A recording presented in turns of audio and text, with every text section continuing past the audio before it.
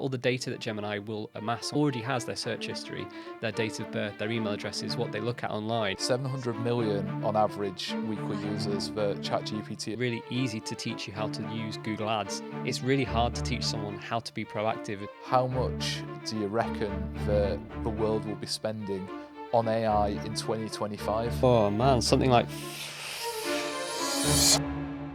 Welcome back everyone to Prompted Podcast episode number 5. Today, me from Chris at Can Do, we've got Nick at Impression.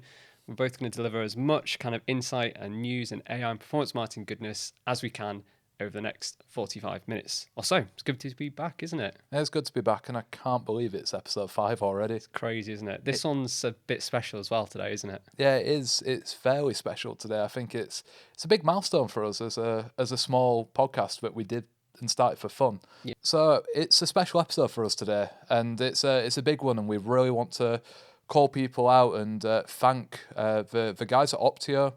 We've partnered up with Opteo, and we're now actually sponsored by them. The podcast is now sponsored by Opteo, and we're internally grateful and thankful for the guys there for taking such a chance on us and, sponsoring something that's still really early on and, still something that we're growing out. So we're using this section purely to say a huge thank you to the team over there, Ben and the rest of them. Thanks so much for taking the time and effort to, talk to us, to, sponsor us, and hopefully we're going to do some cool stuff together. For anyone that doesn't know, Opteo basically helps advertisers minimize waste and maximize performance across a load of different paid media channels. I personally use it pretty much every day across all of my clients. I know some advertisers have different ways of kind of checking on things and making sure performance is where it needs to be. But I personally am a big fan of the work that Ben, Adam, and Shakira are doing over there at Opteo. So big hats off to them, and thank you again for your partnership. Let's get on to the episode. We've got the mugs as well, by the way, so big shout out to you guys. Hopefully you can see them featured here in shot. But yeah, let's get on to the juicy stuff. Yeah. So yeah, now all of our intros are out of the way, and we're now, proudly with Opteo. I think let's kick off the episode as we mean to carry on. And I think I've been on holiday for the past 3.5 weeks, and a lot has changed since we last caught up.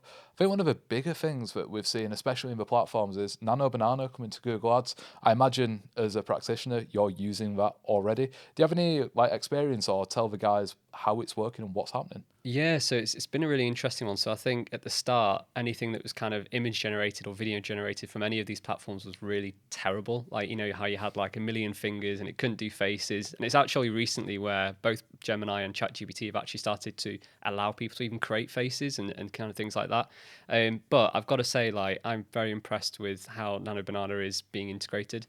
Even now, it's doing a great job with video generation. So the fact that it's in ads directly just takes a lot of the grit out from developing something in platform like Gemini itself, then downloading it, then uploading it. You kind of just do it straight in the interface. The key surprise for me is, and again, they're not perfect, these kind of images, like you'd expect, and they do need some polishing. And at the moment, I'd definitely say you want your assets done by in-house teams. But the thing that surprised me most was the speed. It is fast. I'm talking maybe 5 or 10 seconds to do 4 images of probably the same thing. So as an example, I did a carousel on LinkedIn a few weeks ago, and the main kind of things that I have a client that sells parking stops for cars and rubber stops to stop your car going into the side of a building when you're parking it up, which happens a lot more than we'd like to think. But these guys, obviously it's quite dull having empty parking lots with just these rubber stops. So I thought, why not put something to use, put some cars in there. And for the most part, it was really good. It didn't brand the cars up. It put the cars in the correct positions. Sometimes it put a car horizontally across 3 parking spaces, which may be how certain people park. But on the whole, I was actually genuinely impressed with it. Have you used it at all? I've not used it yet, but I've had some of the team that have been using it, and we're getting mixed results similar to what you're finding. I think simpler products, in the easiest way to describe it, things like ecom, it feels quite good at replacing backgrounds, doing lifestyle shots, and making things feel a bit more, I suppose, natural. Yeah. But I think for some of the more, I suppose, nuanced products that we are selling, for example, if it's quite bespoke, it struggles a bit more with producing what we're trying to do, and I'm pretty certain that's just down to context. It's still not there yet because it doesn't have a context, what we're looking for. We work with a few machinery clients and trying to get it to do anything that requires optimized, showing a machine or, changing its environment, it's just not happening or not working in the way we'd like. But yeah, for things like ecom, like, changing backgrounds, or even for cars as well, we've had the team, generate volcanoes in like behind cars, or, generate like lifestyle shots for, Audi going through a city or going through the Nice. countryside, and actually starting to test whether, one performs better than the other. So yeah, we're having good success with it, and it's helping the team out massively. And for our clients as well, it's getting rid of a lot of the chunky work that's needed, Mm, especially when you're moving around quite heavy or big bits of equipment. yeah. For example, cars, like a lot of them are leasing, so they're not actually going and seeing the car, they're getting stock imagery, and us being able to manipulate that is helping us with results and helping them overall just get better results from the advertisement that have live, instead Yeah. of it being the old school way where you had, I suppose, product ads where it just looked a bit naff more than Yeah. anything, like your white backgrounds and other stuff like that. And it'd be interesting to get your thoughts actually. Do you reckon that lifestyle imagery is going to become the commonplace thing for Google? It feels that it started with, the extra feed attributes that are there now and have Yeah. been for a while, but I imagine they're probably going to be pushed ever so further. Yeah, I definitely think so. I think Google are keen to push their discovery Mm. space as well. And if you look at like certain home, lifestyle, or garden brands, it's almost like a must, because when it's against a white background, no one can think about what it looks like in their Mm. house.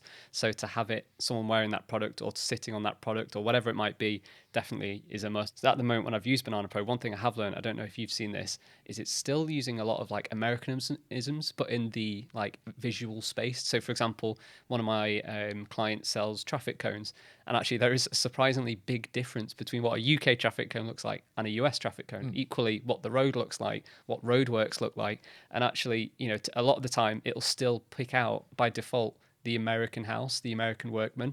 So it's just, again, like it all comes down to prompts. And I know we've said this a Mm. million times on the show, is that it has to be a solid prompt. A 5-word prompt is not going to cut it. It Nope. has to be a 500-word prompt to really make that difference. And it's worth investing that time into a prompt to get the output that you need. It's almost that methodology again of slop in, slop out, right? Oh, 100%. And I think with prompting, just as a bit of like a sidebar, one of the things I've started using a lot more is ChatGPT's prompt optimizer.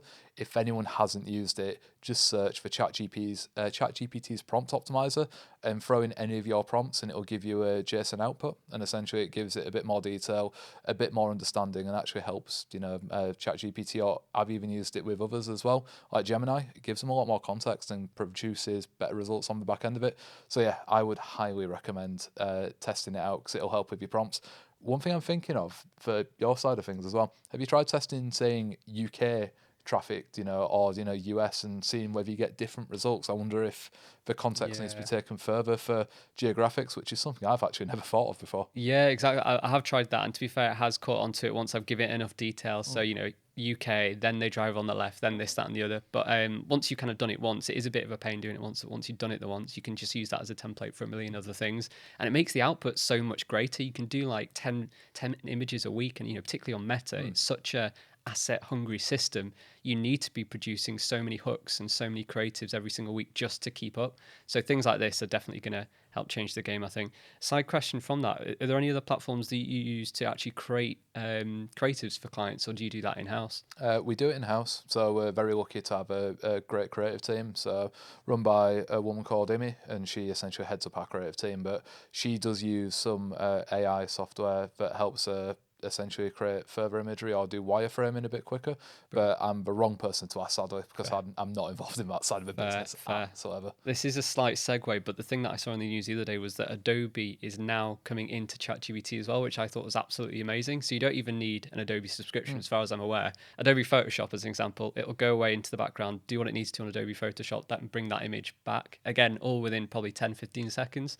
And to have that integration, I'll be completely honest with you, I'm at the moment tipping between ChatGPT and Gemini, and Mm. I'm using Gemini actually a lot more than ChatGPT. I was actually on the verge of considering cancelling my pro subscription. But actually, that one element has potentially then swayed me back into the ChatGPT sphere. Yeah, it's interesting that you mentioned that as well, because I've thought similar things recently.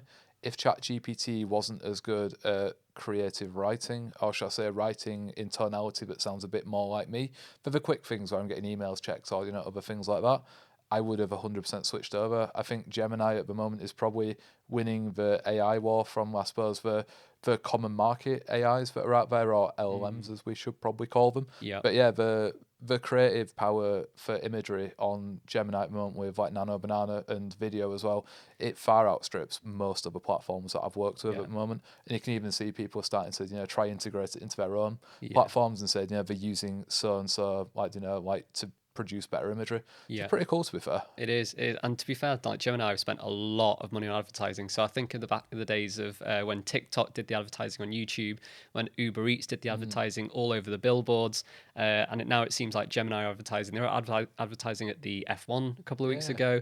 They've got huge billboards in big central locations across the globe. So they're going hard on this, and it seems to be paying off. Not only is it a lot of advertising spend, is actually a decent product. I was quite skeptical when it first came out because ChatGPT was already months ahead of the game, and actually it seems like it's getting better every single day. It's particularly with Nano Banana and everything else that they're doing. It's definitely a lot faster than it was before, and that's the biggest thing that's surprised me, I think. Yeah, 100%. And I think on the advertising side of Google, slight segue into something else, but it's really pushing AI within Google Pixel now. If you've ever seen any adverts of recent, there's a fantastic advert I would recommend everyone to watch. And it's them essentially taking the piss out of Apple. And it says, like, it's called, like, everyone's got an ice cream pro and it's melting. And then there's just one woman walking through using Google Lens and taking a picture of some flowers and trying to understand what they are. And it's like everyone else can have, an ice cream, but you can have Gemini. Essentially, is like the whole advert, but it's completely ripping on competitors. Like that everyone just follows a trend Mm, instead of using something that's actually worthwhile. that's I'm a Google interesting. fanboy, so Yeah, I'm all about it. As I've nice. got a Pixel sat next to me. Yeah, yeah, it's a solid phone. I think That's fantastic. you look at how much the iPhone over the last couple of years they really pushed the AI assistants, which have never been as good. Siri's never been as good as Gemini. I think a lot of people are kind of aware of that. And I think even now, I might be wrong, but there's been a deal between Google and Apple where they are actually going to use Apple are going to use parts of the Gemini software as opposed to continue developing their own. I'm not sure on the exact figures of that. I'm sure we can put it in the show notes, but it's some, as you can imagine, some colossal amount of money that Yeah. they're going to be putting forward. So again, maybe it's a sign that they're accepting a feat. Maybe it's a sign that they just know how good Gemini is. And you think about all the data that Gemini will amass on people. It already has their search history, their date of birth, their email addresses, what they look at online. So to have now all of that chat history of really quite intimate questions a lot of the time is going to make, I think, PPC advertising just explode in terms of contextual analysis. We talked about it on the last episode in terms of that keywordless future. You don't even need keywords if we know that person is definitely in market for a washing machine from Samsung and they want it delivered tomorrow in Liverpool. You don't need them to type that into Google to hit them with an ad. Yeah, it is mad when you think about it. The days of advertising, like a decade ago when I first jumped in, I imagine probably you jumped in, where it was, keyword focused, and it feels that we're moving vastly away from keywords. I won't say yet, but it is going to happen at some point, Mm, and control is going to be held elsewhere. But mm. AI is a scary beast sometimes when you look at how much it is changing advertising in particular, and imagine a lot of other industries. Um, Moving on very quickly, if you're happy to move on, if Yeah, we if let's we've move if we've on. exhausted Gemini, we've exhausted. I can't remember what we first started. Nano Banana, and Yeah. we've ended up on Gemini and Google Yeah, Pixels yeah, and advertising yeah. as standard.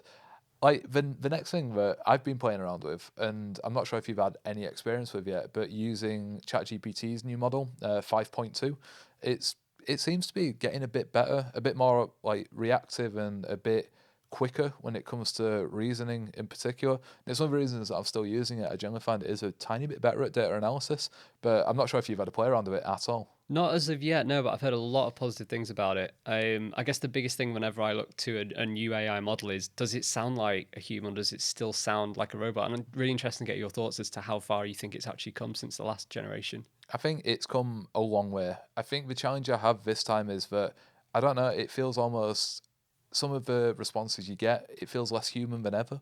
And it feels a lot more factual and it feels a lot more it doesn't feel like I'm speaking to something that, wants to understand me. It feels like it wants to mimic. It feels like it wants to give me exactly what I want to hear, which has always been the case with, a lot of the models we've had.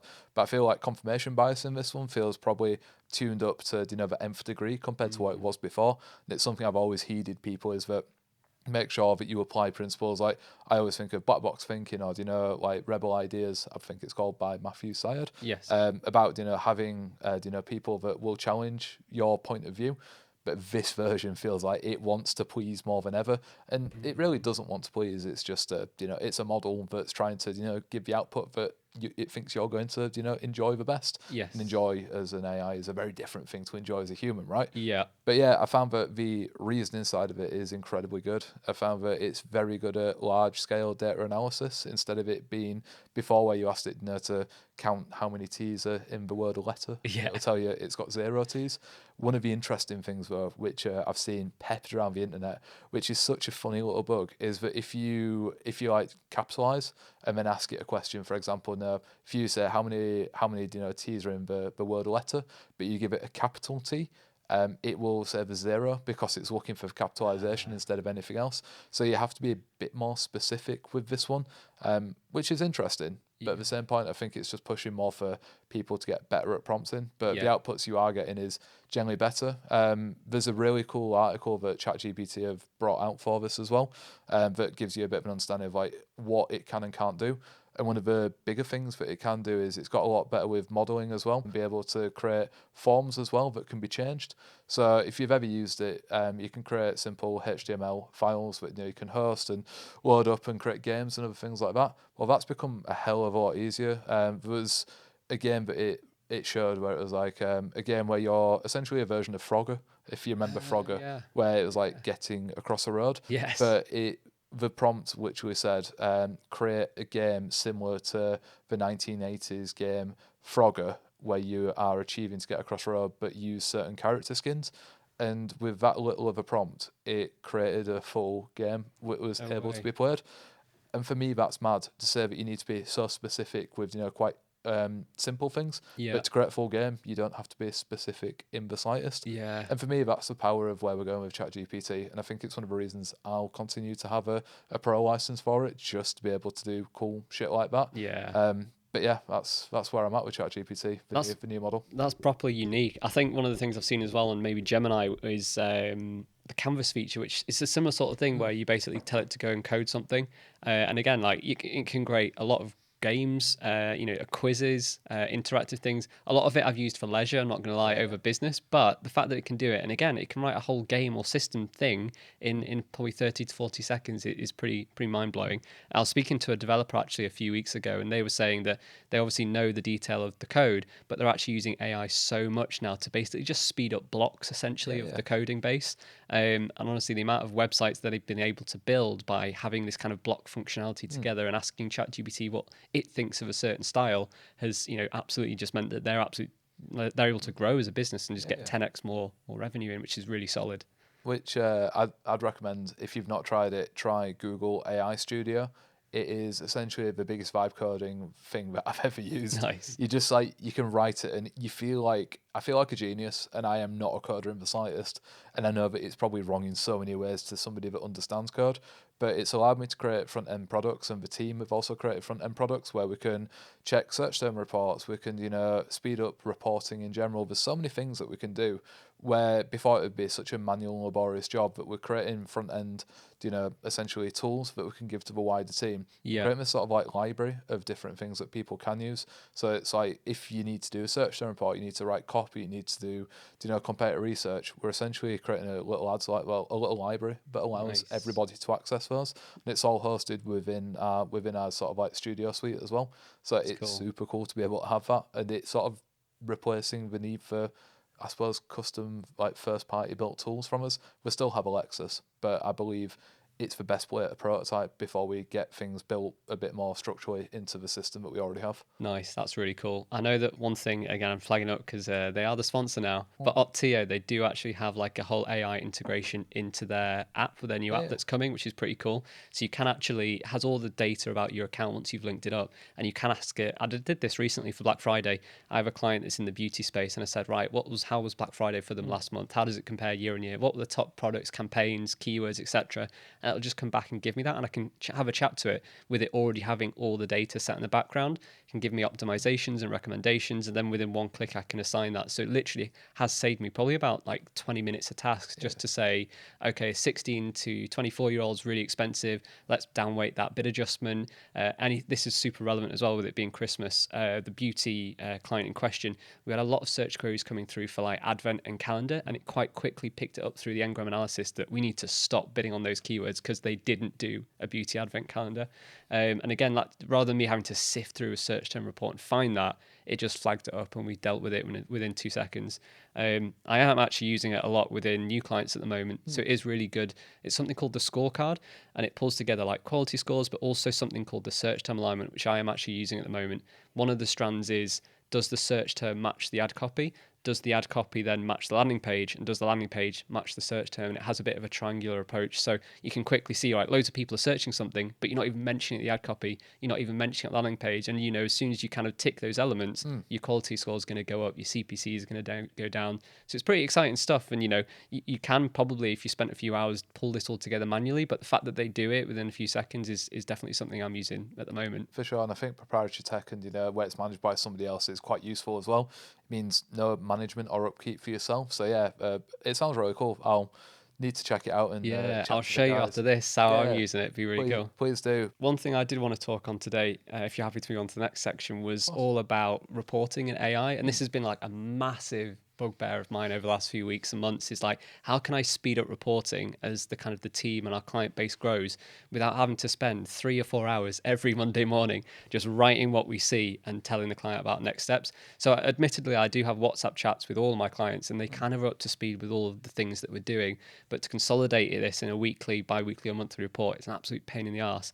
So I have started to use NAN, which I'm going to refer it to as now. I'm never going to call it NAN ever again. But I am starting to build workflows in NAN to basically pull together commentary, say what you see, and actually have native connections that go straight from Google into like a reporting Gemini model and then spits that data back out. There are a load of tools out there that do it. One of the things I'm looking at is called Fluent or Fluent HQ, but they're super expensive. I'm like, if I can do this through a 20 quid a month NAN subscription, I'm going to save myself so much time and money. I don't know how you guys use reporting such, but like that's just such a big time like dump for me these days. So reporting has probably been one of the largest time sinks for the team, and it always probably has been through my career of like working at Fluid Commerce with people like Selena Patel, Alec Burns. One of the biggest things we did back then was try to automate everything in terms of pulling reports, and that was actually using Supermetrics back in the day. Oh If you ever yeah, use Supermetrics, like yeah, super easy reporting, pulling system that connects in different APIs, and that's how we did it back then. And we're a team of like 15 people managing way above what we should have done, and a lot of that was because we managed to speed up reporting. nice. But at Impression, we have our internal systems. So we use Alexis, which is query based. So we've got BigQuery sat in the background, and we use SQL that essentially allows us to generate reports quite quickly from the data repository that we have, which we've got different clients and tables that sit within there, and that collects daily. But yeah, a lot of it's done through SQL. So we've got some quite cool SQL script or code running in the background that allows us to send back to things like Google Chat. So it goes to each individual channel chat. So we actually find that the team are seeing it before we need to see it. We have the budget pacers like for reporting as well, which is actually built in Excel, and I still will stand by it is such a good tool to use. So it's Fair. so malleable as well. It's almost like, I don't know, I call it like the Lego of a data world that you can Yeah. just build on top of it. But that's all using SQL as well. And to be honest with you, I wrote most of the SQL that we have in there now using AI and rewrote a lot of the stuff that I built years ago. Fair play. And then, yeah, on top of that, just to give you the context, I mentioned AI Studio earlier.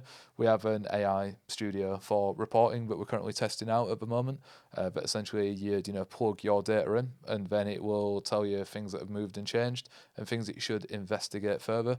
Big Nice. shout out to Harry Clements, who's actually built that. He's one of our new analysts. He's been working in the company for a month and is already building tools. Mad. But yeah, we're going to be testing that out as well. So I think the big thing for me, and it'd be interesting to get your thoughts on this and understand how you're doing it outside of N8N. Mm. But I still think there's a lot of value in actually doing the digging yourself. Yeah. I don't want teams and I don't want myself to get lazy or reliant on systems that can break. I think if you can pull data automatically and do a basic report that's spitting out this is what's changed and this is what's happening. I mean, you can do the digging. It's the perfect blend of both because we're still Yeah. providing a lot more value and context to the client instead of it just being a AI told us so. But yeah, Yeah. what are your thoughts on it? Because I know some people like automate and use AI for everything. Yeah. And we've also seen people that are really against using it for everything as Yeah. well. I think you and me are very much in that middle ground of it's like human led AI, isn't it? And I think there's no point doing a report and just sending it over and just hoping that it says the right things to the client with zero context on, because like you say, Looker Studio, great at giving the graphs, great at giving the tables, the line, the pie charts, whatever it might be, but then anything like contextual on the back of that, it doesn't really tell you much unless you start sifting through it. And I definitely agree, like if you've got a team of, we're quite lucky, well, we have a team of like one or two really, me and a couple of freelancers, but then if you really start to have a team of 5, 10, 15 people, that's when you need people to be really in the detail every day. And it's really easy when you're managing lots of accounts just to not get that contextual insight and give it the time of day you need to, because we know what clients like. And we care about our clients. We need to know and be ready for when they have the questions to say, why did performance fall off last week? Was there anything changed? Was it seasonal? Is there less demand? Is there a product that's gone out of stock? And we need to have those answers as marketeers rather than hoping that ChatGPT or whatever proprietary technology picks that up. So definitely agree with you on that point. We need to know the numbers. We need to know the why more effectively. And this is a really interesting point. I think gone are the days of PPCs being quite introverted, which is definitely what I am, where you just lock yourself in and look at the numbers and do the do. You need to be a lot more client facing, be able to have those conversations and be confident in the work that you're delivering, and actually look outside the box. Look at the website. Is the website fast enough? Look at the product. Is the product too expensive? And there's so many reasons why PPC might topple over that's nothing to do with a PPC structure and campaign. It's to do with everything else. So I think as PPC is the role and the remit of a PPC as we go into 2026 is going to expand a lot more between beyond the four walls of Google, Bing, and Meta.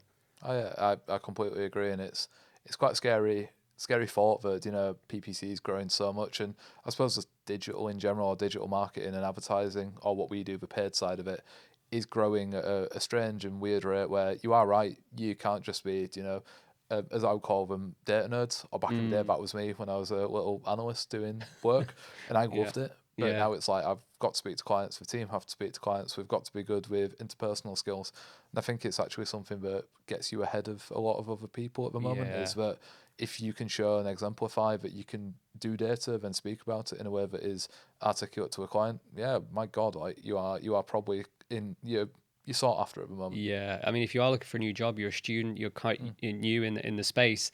It's definitely really easy to teach you how to use Google Ads. It's really hard to teach someone how to be proactive, and you either kind of in a lot of cases you have it or you don't. So to be proactive, to be curious, I think is going to be like the skill to have coming into the new year. Knowing how to use Google Ads will be like, yeah, okay, that's just part of it. But actually, there's so much more that comes with that. Yeah. And knowing how to use AI, and not more importantly, how to not use AI. There's loads of companies that just plug it in and they go, right, that's it. Like for example, there's certain tools that now allow you to track like LLM visibility. Loads of companies signed up for that, hundreds of quid a month, and just right now we can see LLM visibility. They didn't know what to do with that data, and they paid all that money to use that data. So to just knowing what to do next is almost more important than knowing it in the first place. But speaking of the future as well, it'd be interesting to hear your thoughts. Future, like this is going out. We're recording this just before Christmas. It's probably Yeah, going to come out. week before. I don't know, maybe before Christmas, just after, depending on how quick our editor can be. Who is insane, by the way. Yeah, it's insane. We actually wanted to shout him out as well, don't we? Yes, so yeah, Jack Gaskell is an absolute hero. If anyone is connected to us and you can see him on LinkedIn, definitely hit him up. He does some amazing work, and he's yeah, worth going after. Yeah, cheers for that. I'm glad he found him as well. Yeah, It was a neat complete find. fluke. Complete fluke as well. Yeah, yeah. Well, I was just looking around seeing like who was available for videography and freelance work, and his name popped up. And yeah, I found it interesting a lot of people just randomly on LinkedIn. I think that's the goodness of the LinkedIn sphere in terms of people that pop up in your feed, recommendations, all that kind of thing. And it just shows the power of being present in a social media space.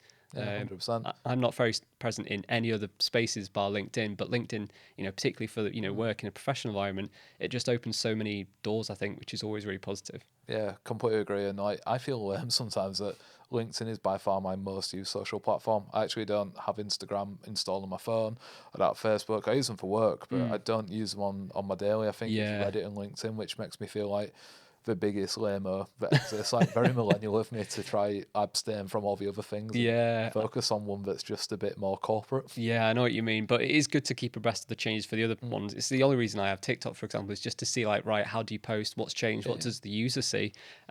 Interestingly, I think it's only just been released. Actually, is the LinkedIn kind of show me 2025 look? I don't know if Oh, you've seen yeah, that. are you on about LinkedIn Wrapped essentially? That's it. Oh, Yeah. it makes me feel a bit sick. It's like when it comes to LinkedIn, right?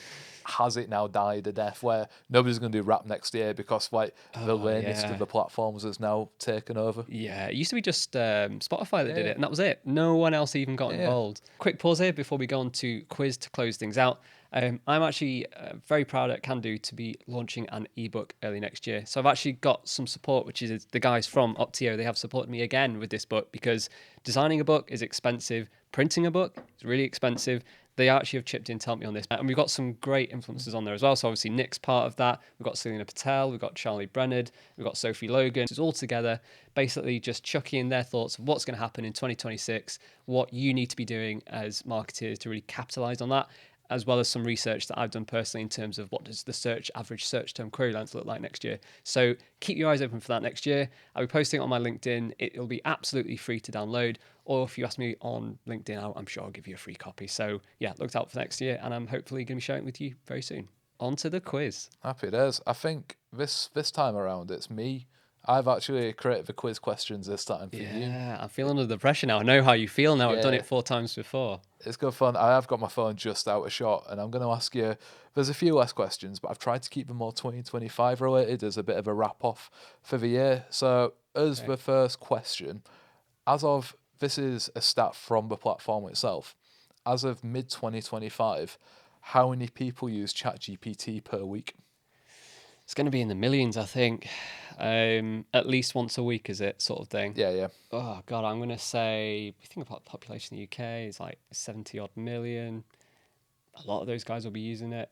Oh, I'm going to say 75 million. It's an absolutely gross number that's just under 10 times that amount. 700 million on average weekly What? users that ChatGPT has had since July 2025. With that as well, just a little tidbit on top of that. Of that 700 million users per week, there's about 18 billion messages being sent Wow. back and forwards on ChatGPT's engine, which is mad to It's even think mind blowing. about. I couldn't even. Yeah, that's just an unfathomable, like, unthinkable number. Like the number of imagine the resources needed to produce all of that material. That is honestly mind blowing. Absolutely lowballed that there, but it just shows you. Like I'd be really interested to see what percentage of the population is using it. It's probably going to be quite high actually. Yeah, people will be using that every single day now. A lot more than Google in a lot of cases. So very surprised by that. Oh, 100%. I think we can answer a question that's similar to that, Okay. but not about the percentage of people using it. But there's been a McKinsey study in 2025 that was like their global, like one of their global studies. They found a percentage of people that use AI within their organisations for certain functions. What do you reckon the percentage is of like organisations and businesses globally that use AI in their day to day? I'm hoping it'd be high. I think it'll be low, but is this for 2025? It's this for 2025. I also have the 2024 number as Ooh. well. I'm guessing it's going to be 65% used to be 45. That's what I'm going to guess. Ooh, it's actually a fair bit more. Of the people Okay. surveyed, 88% of Right. respondents said Oh, that wow. they're using it within their organisation. And I got it wrong. It's not from 2024, but it's from early 2025. This study came out last month, and Okay. from the start of 2025, so January, it's jumped from 78% to 88%, which is a crazy So, percentage jump. so many companies now Yeah, using yeah, AI. Not a lot of companies not using AI then. So that's all they like now. You've got 2 in 10 people, 1 or 2 in 10 yeah. not using AI at all. Wow, Yeah, I that's wonder such a who that is as minority. well. Yeah. Because a lot of companies will be like small to medium companies. That's what makes up, like, especially for the UK. The UK Yeah. workforce is driven by SMEs, so it must be, I don't know, it just must be SMEs that are just not using it or not needing to use it. If you're a plumber, for example, do you really need AI? I'm sure you can get it into your AI workflows, but I don't know, jobs like that, do you really need it? Hmm. I don't know. I don't really know. I imagine it is probably more manual jobs that aren't Yeah, using it just because it's less apparent or needed on a yeah, day to day. Unlike us, I suppose, keyboard warriors that are using it literally to do everything, like yeah. checking these questions out because this was actually generated by ChatGPT as Yeah, well. yeah, exactly. That's the same as I've done it for the last 4 times. It's all Oh, answers. ChatGPT. It comes to help, but it's one of those. Yeah, if you work in an office or on a laptop, you will probably have come ChatGPT. You probably read the news and you would have seen how good it is. Yeah. So yeah, but I'm convinced that there's an opportunity thinking about it for plumbers to be doing appointment setting Mm. using AI and loads of stuff like that, and responding to client customers on Google Ads, Google local ads. So I'm convinced that the one or two people that aren't using it, there's not a valid reason to not be using it. Yeah, I reckon they should definitely be using or it. maybe now you have a new business idea that you can now launch up unless somebody Yeah, steals it. yeah, But yeah. moving on, we've got two more questions before we wrap up, and I think we'll finish on the one that is probably my favourite one. But the next one is actually a really old one from when ChatGPT first launched. How fast did ChatGPT hit its first 100 million users? I don't think that's quite And quick. that's active users monthly. A month? Yeah. Well, no, sadly, it wasn't a month. Oh, damn But it. you're pretty damn close, actually. It Okay. was 2 months after launch Yeah, that that's they had quick. 100 million users active using the platform monthly, which is crazy to think about how fast that adoption happened. Way I quicker than Google. wonder, it'd be interesting to see what happened with things like Google and Bing Yeah. back in the day. Like, how long did it take for them to, get so many users of a similar size? I think it's a lot quicker than those two. I think it's probably on par with TikTok, or it might even be quicker than TikTok. But I think from memory, it's a lot quicker than Facebook and Google and the rest of those guys. Yeah, that's mad. It is And mad. the last one that we're going to leave on Yes. is there's been a fair few forecasts on, and I love forecasts, and I think that they're a great way of essentially magicking numbers and trying to understand what could happen Yeah. with some form of confidence. But there's been a study by Gartner that came out, and one of the big ones in there was how much do you reckon the world will be spending on AI in 2025 as a forecasted number? We're not far off the end of 2025 now, so it feels like a great question to round out on. Oh man, something like 500 million. God, you are Am I lowballing these? so much below ball. The forecast is at nearly 1.5 trillion spent Wow. on AI and AI infrastructure as well. So that does include things like data centers and the US essentially ramming through the amount of free land it has to build data Oh centers. wow. But it's crazy that that is such an unfathomable amount to me. Of Yeah. like, I can't even imagine what a trillion looks like. Yeah, I can't. So God, I've massively lowballed that. That's an insane number, and I think just shows the opportunity of AI coming into oh, 2026 is going to be magnificently big. yeah, it's going to be scary big. But do you know the fun thing about this is, Chris, you've actually shown me that I lowballed everything on my episodes as well, and now you've done the same. So it looks like Yes. we're both in the same place. Let's I see what feel happens. quite comfortable with this now. Yeah, let's see what happens next week if we're going to be like complete opposite direction. Yeah, But I think that's us on time, isn't it? it is bang on time actually. Yeah, brilliant. Well, yeah, thanks everyone for joining us. Hopefully you've enjoyed this episode of Prompted Podcast today. If you did enjoy it and you got something valuable from it and you're going to take something away and look at it, please do give us a like, comment down below, or even subscribe to the channel. It means a lot more than you know. And we'll see you on the next one. Catch you Cheers. later, guys.